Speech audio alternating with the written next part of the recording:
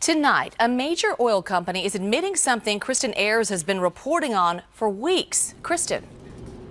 Yeah, for more than a year, the Valero refinery has been virtually mum about exactly what kind of crude the refinery wants to bring to Benicia. Now we know after tonight's meeting, it is some of the dirtiest, most dangerous crude there is. Before a packed crowd in Benicia, representatives from oil giant Valero admitted this publicly for the first time. Crude oil that's derived from tar sands may be a candidate if it fits our profile. You heard that right. The new project that Valero is pitching will very likely roll Canadian tar sands, some of the dirtiest crude oil out there, through Benicia and to its refinery. And that's not all. So are we talking about Bakken being transported as well through Benicia?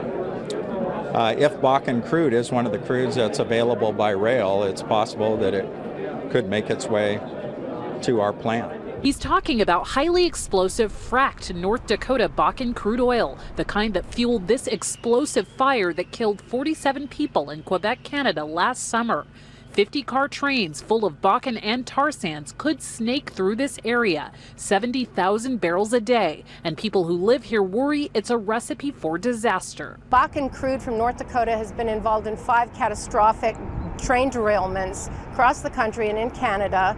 And scientists say Canadian tar sands crude brings its own set of problems. When you start to refine those heavier, dirtier crude oils, all of that pollution comes right out into these communities. A derailment could mean a catastrophic spill or fire, one that state legislators agreed just last week first responders are not prepared for. Legislators determined that Incident Command is not prepared to handle a major disaster.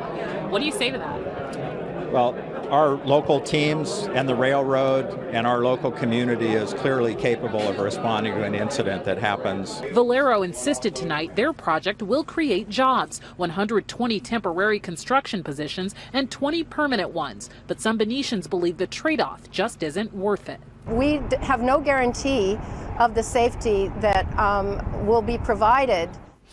You know, Kristen, there's been a lot of talk about making the rail cars that this dangerous crude would travel in safer. So what did Valero have to say about that tonight?